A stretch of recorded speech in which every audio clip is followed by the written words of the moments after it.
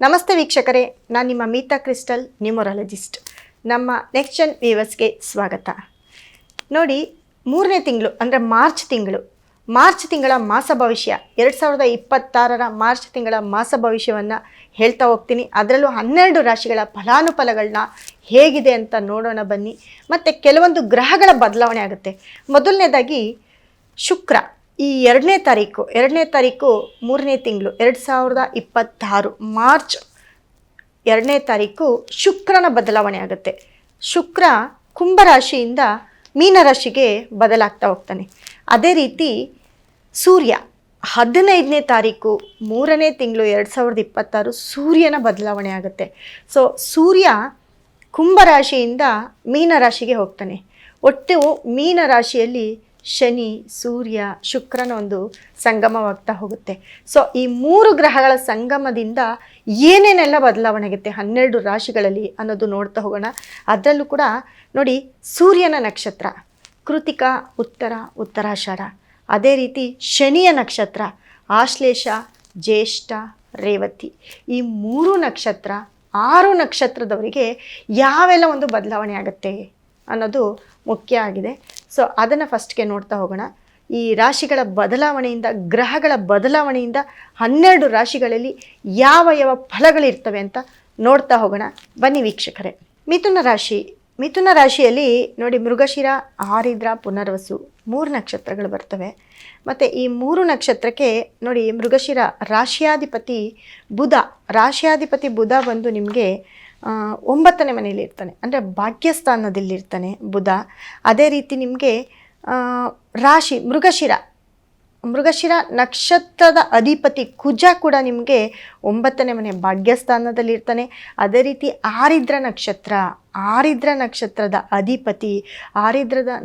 ಅಧಿಪತಿ ರಾಹು ಕೂಡ ನಿಮಗೆ 9ನೇ ಮನೆಯಲ್ಲಿರ್ತಾನೆ. ಅದೇ ರೀತಿ ಪುನರ್ವಸು ನಕ್ಷತ್ರದ ಅಧಿಪತಿ ಗುರು ನಿಮಗೆ ರಾಶಿಯಲ್ಲೇ ಇರ್ತಾನೆ.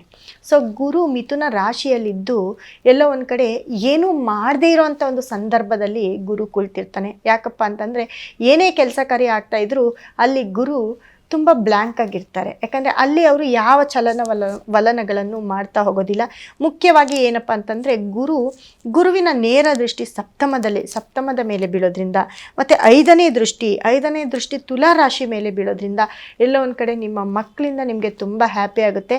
ಮತ್ತು ನಿಮ್ಮ ತುಲಾ ರಾಶಿಯ ರಾಶಿಯಾಧಿಪತಿ ಶುಕ್ರ ನಿಮಗೆ 10ನೇ ಮನೆಯಲ್ಲಿರೋದ್ರಿಂದ ಅಲ್ಲೂ ಕೂಡ ಲಾಭದಲ್ಲಿರ್ತೀರಿ. ಮಿಥುನ ರಾಶಿಯವರು ತುಂಬ ಲಾಭದಲ್ಲಿರ್ತೀರಿ ಅಂತ ಹೇಳ್ಬೋದು. ಜೊತೆಗೆ ಮಿಥುನ ರಾಶಿಯವರಿಗೆ ತುಂಬಾ ಟೈಮ್ ಚೆನ್ನಾಗಿದೆ ಅಂತ ಹೇಳುತ್ತೆ. ಈ ಮಾರ್ಚ್ ತಿಂಗಳಲ್ಲಿ ನೀವೇನೇ ಕೆಲಸ ಕಾರ್ಯ ಮಾಡಿದ್ರು ಕೂಡ ನಿಮ್ಮ ಮನೆಯಲ್ಲಿ ತುಂಬ ಶುಭ ಕಾರ್ಯಗಳಾಗೋದು, ಅದೇ ರೀತಿ ನಿಮ್ಮ ಪ್ರಾಪರ್ಟಿ ವಿಷಯ ಅಂತ ಬಂದಾಗ ಎಲ್ಲೋ ಒಂದು ಕಡೆ ಯಾವಾಗಲೂ ಕೈ ಬಿಟ್ಟೋಗ್ತಾ ಇರೋವಂಥ ಒಂದು ಪ್ರಾಪರ್ಟಿ ನಿಮ್ಮ ಕೈ ಸೇರೋದು, ಮತ್ತು ನಿಮ್ಮ ಮಕ್ಕಳ ಒಂದು ಅಚೀವ್ಮೆಂಟ್ನ ಕೇಳಿ ತುಂಬ ಕಿವಿಯಲ್ಲಿ ಕೇಳಿದ್ರು ಕೂಡ ತುಂಬ ಸಂತೋಷ ಪಡೋದು. ಅದೇ ರೀತಿ ನಿಮ್ಮ ಮನೆಯ ಒಂದು ಆಲ್ಟ್ರೇಷನ್ ಆಗೋದು, ಅಥವಾ ಯಾವುದಾದ್ರೂ ಹೊಸ ಮನೆ ತಗೊಳ್ಳೋದು, ಹೊಸ ಮನೆ ಕಟ್ಟೋದು, ಇವೆಲ್ಲವೂ ಕೂಡ ಕಂಪ್ಲೀಟ್ ಆಗ್ತಾ ಹೋಗುತ್ತೆ. ಯಾಕಂದರೆ ನಿಮಗೆ ಶುಕ್ರ ತುಂಬ ಬಲವಾಗಿದ್ದಾನೆ. ಅದೇ ರೀತಿ ಗುರುವಿನ ದೃಷ್ಟಿ ಕೂಡ 5ನೇ ಮನೆ ಮೇಲೆ ಬೀಳೋದ್ರಿಂದ ನಿಮ್ಮ ಪೂರ್ವ ಪುಣ್ಯ ಕೂಡ ಹೆಚ್ಚಿಸ್ತಾ ಹೋಗುತ್ತೆ. ಹಳೆ ಆಸ್ತಿ ಪಾಸ್ತಿ ಇದ್ರೂ ಕೂಡ ನಿಮ್ಮ ಕೈ ಸೇರುತ್ತೆ.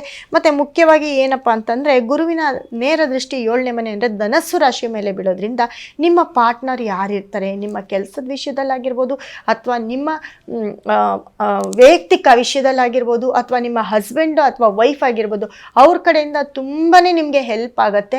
ನೀವೇನೇ ಕೆಲಸ ಕಾರ್ಯ ಮಾಡಿದ್ರು ಅವ್ರ ಕಡೆಯಿಂದ ಎಲ್ಲ ಒಂದು ಕಡೆ ಬೆನಿಫಿಟ್ನ ತಗೊಳ್ತೀರಿ ಅಂತ ಹೇಳ್ಬೋದು. ಮತ್ತು ಯಾಕಂದರೆ ಸಪ್ತಮಾಧಿಪತಿ ಗುರು ಕೂಡ ನಿಮ್ಮ ಜೊತೆ ನಿಮ್ಮ ರಾಶಿಯಲ್ಲೇ ಇರೋದ್ರಿಂದ ಎಲ್ಲ ಒಂದು ಕಡೆ ಮಿಥುನ ರಾಶಿಯವರಿಗೆ ತುಂಬ ಟೈಮ್ ಚೆನ್ನಾಗಿದೆ ಅಂತ ಹೇಳುತ್ತೆ. ಮತ್ತು 9ನೇ ಮನೆಯಲ್ಲಿ ರಾಹು ಮತ್ತು ಬುಧ ಮತ್ತು ಕುಜ ಈ 3 ಗ್ರಹಗಳು ಒಟ್ಟಿಗೆ 9ನೇ ಮನೆಯಲ್ಲಿ ಇರೋದ್ರಿಂದ ಎಲ್ಲೋ ಒಂದು ಕಡೆ ಮಿಥುನ ರಾಶಿಯವರಿಗೆ ಜಾಕ್ಪಾಟ್ ಅಂತ ಹೇಳ್ಬೋದು, ಲಕ್ ಜಾಸ್ತಿ ಇದೆ ಅಂತ ಹೇಳ್ಬೋದು. 10ನೇ ಮನೆ ಶುಕ್ರ ಮತ್ತು ಸೂರ್ಯ ಶನಿ ಇರೋದ್ರಿಂದ ಎಲ್ಲ ಒಂದು ಕಡೆ ಸ್ವಲ್ಪ ಯಾವುದಾದ್ರೂ ಕೋರ್ಟು ಕೇಸು ಕಂಪ್ಲೇಂಟ್ ಅಂತ ಏನಾದರೂ ಇದ್ದರೆ ಅದೆಲ್ಲ ಒಂದು ಕಡೆ ರಿವೀಲ್ ಆಗುವಂಥ ಚಾನ್ಸಸ್ ಇರುತ್ತೆ. ಅದು ಬಿಟ್ಟರೆ ಓವರಾಲು ಮಿಥುನ ರಾಶಿಯವರಿಗೆ ತುಂಬ ಸೂಪರ್ ಅಂತ ಹೇಳುತ್ತೆ ಮಾರ್ಚ್ ತಿಂಗಳು.